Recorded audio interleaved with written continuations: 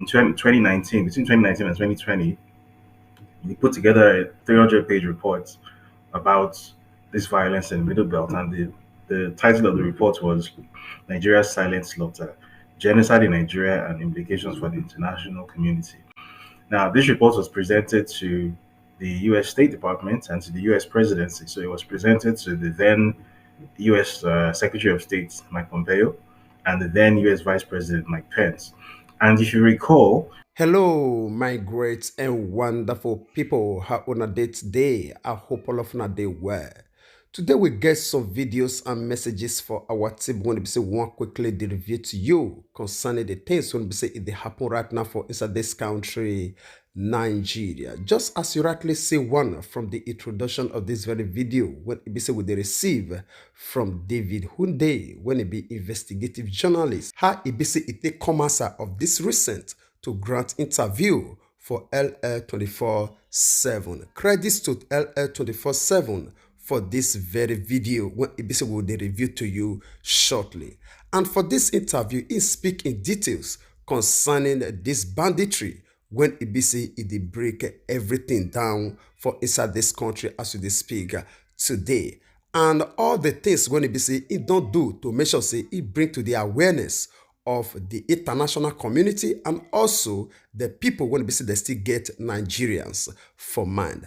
And it throw our mind back to even our later Obadiah my Lafia, how it be see that they work together to make sure say they bring everything out for everybody to know the root cause of this whole matter. But before then, we equally get this other message when Ibisi will they receive from the senior advocate of Nigeria and also human rights activist when Ibisi in name na Femi Falana. And from this very one, he dragged the federal government of Nigeria, led by this Amebola Tinubu, to court over the out-of-school children. All right, well, they do small from inside this very one, maybe for understand the details of this message before we bring you that interview by David Hundeyin. And I beg, help us to like this video because the more you like this video, the more YouTube they recommend them to people. Now, their own policy now it be that very one. Thank you so much for your support. And as we put our hand deep for inside this matter, the come make us understand, say, the Attorney General of the Federation, the Nigeria Education Minister, the Universal Based Education Commission, when we say the state they call UBEN, the Attorney General of the 36 states of the Federation, and the Minister of the Federal Capital Territory, Abuja, they don't drag them to court over the education of the Nigeria children. And still on top of the matter, they can make us understand, say, for the affidavit when it be said they file before the courts, Falana review for recent reports when it be said they published by the United Nations Children's Fund, when it be said they call UNICEF, the review say at least 20.2 million children now that they outside school, when it be said they not they attend school at all. And still on top of the matter, the court say according to UNICEF, say this one na it be the highest number for the whole world. The applicants take this very matter to the Federal High Court for Lagos, where EBC for demand an order to direct the 4th to 40th respondents to pay the counterpart funds to assess the matching grant of 68 million naira for the account of the Universal Basic Education Fund and report compliance to the court order within 30 days when it be said that they give this very judgment. Falana also go ahead to court to give an order to direct the respondents to always pay the counterpart fund to assess the matching grant for the account of the Universal Basic Education Fund as when it be say it is due. All right, my great and wonderful people, now only that one will take from that very message when it be say they receive from the senior advocate of Nigeria and also human rights activist when it be say in name na Femi Falana. When it be say it drag the federal government of Nigeria to court by this very Tinubu because of the report when it be say they receive right now from UNICEF concerning our out-of-school children. When it be as we speak right now, don't they 20.2 million children when it be say the day for streets of Nigeria. And according to this same report, now it be the highest for the whole wide world. All right, because of time, we'll leave you to share your own opinion with us for the comment section, even as we take you down to this other video. We dey here, they watch to see what will be the result of this very court case. Now, this video, when we will receive from David Hundeyin, how he say it take come aside to review to us on certain things for these very killings when these bandits they carry out against Nigerians. I bet pay attention to this video. We'll come back for more. Now I want to turn to my guest. All right, let me turn to my second guest, David. David, you are famed for your report on the origin of Boko Haram. Recalling the name right now,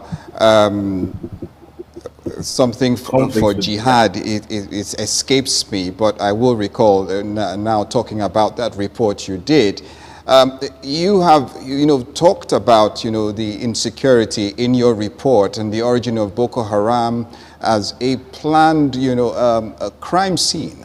What can you, make out of what is happening now? Is it connected to a larger problem of insecurity, like you pointed out with the origin of Boko Haram, which has splintered, or there is something more to this? Is it local?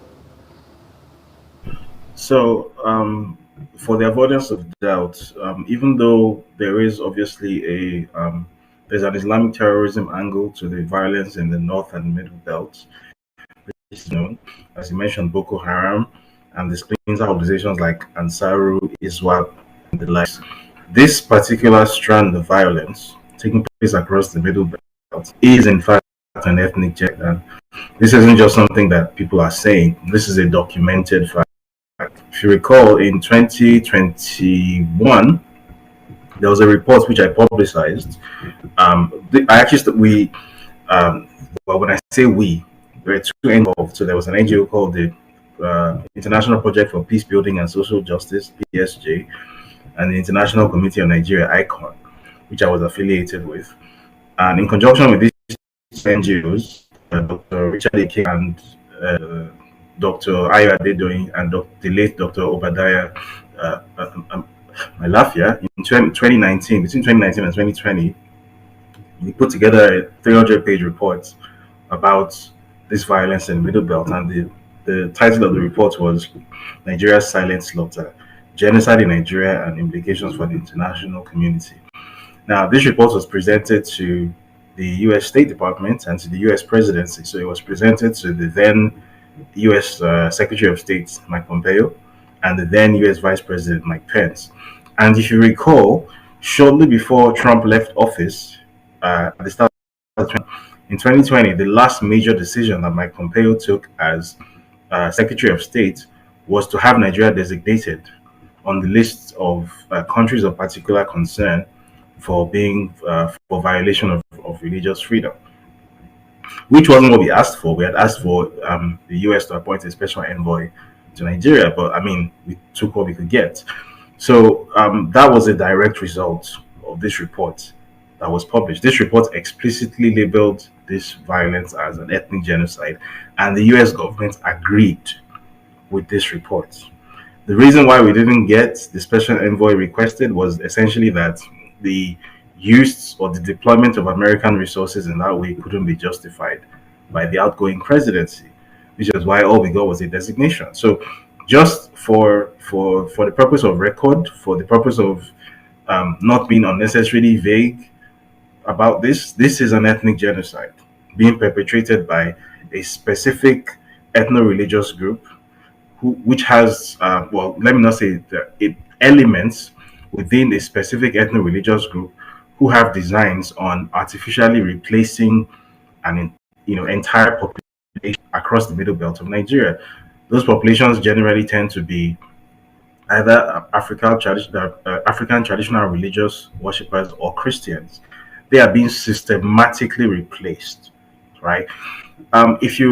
The video you played at the start with the gentleman recounting what was done to his village, This is a pattern that has persisted for years, coming into decades now, where the point isn't necessarily to murder everyone living in the middle belt. That's not the point of it. If you recall, he mentioned that they burnt all their crops, everything that can help them to survive was destroyed. Now, if this was all about just killing people, why would these bandits, terrorists, killers, whatever you call them, why would they go after crops and burn them for no reason? The reason is that the purpose of these attacks is to render those places completely uninhabitable and inhospitable to the indigent populations so that they will leave. And when they do leave, as has happened hundreds of times, when they do leave, then these settlers, as you call them, the Fulani settlers, then move in, actually rename these villages, right? So someone somewhere was known as, it belonged to an indigenous group, maybe a TV or a Famswang group in maybe in Plateau State or in Southern Kaduna, whatever. And then these attacks happen, and these people are forced to leave because even if they survive the attacks, there is no way for them to continue living in that place. Their houses have been destroyed, their farmland have been destroyed, their livestock has been destroyed. They have no way of surviving, so they have to leave. And when they leave, those villages are then occupied. The indigenous names of those villages are changed to Muslim or Fulani names. And then before you then have an artificial settler population settling in those places, building houses and themselves the occupiers of that place.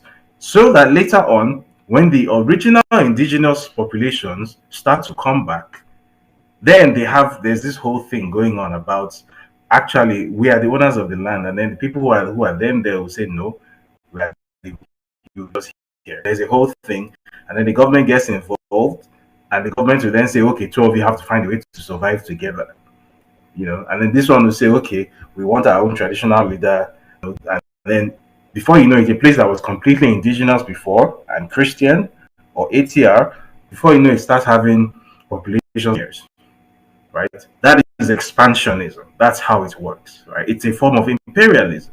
Let's call it what it is. It is a directed and targeted campaign of ethnic genocide. That is exactly what is happening. This is documented. And by the way, the US government agrees with this assessment. There's a whole report about this. If you also recall, there was a documentary done by a journalist from Southern Kaduna. I believe his name is Bivan Magoni. This documentary was published at the tail end of 2022 on the West Africa Weekly YouTube documentary channel. It's called Southern Kaduna Blood, Tears, Anger.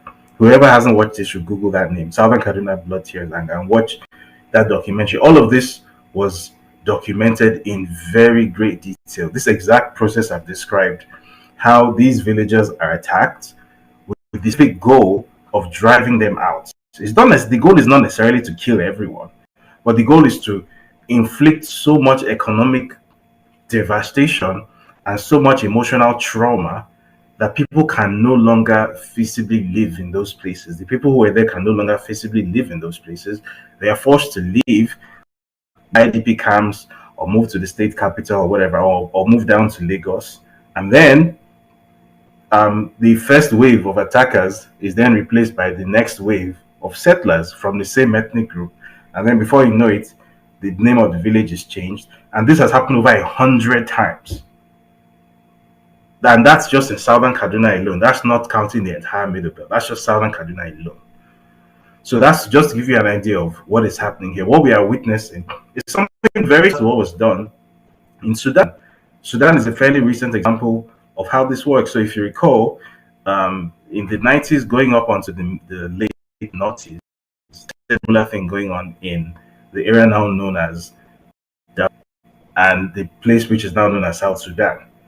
There was a whole thing just like this going on where the Arab in Khartoum, led by Omar al-Bashir, was using sort of state-backed militias. They were unofficial, but they were state-backed militias to artificially displace populations of Black Africans who were either Christian or African traditional religious practitioners, who were then being systematically and artificially replaced by Arab, Berber, and Tuareg Muslims, who were, more, preferable populations to those ones. And this was recognized as an ethnic genocide. It's part of the reason why.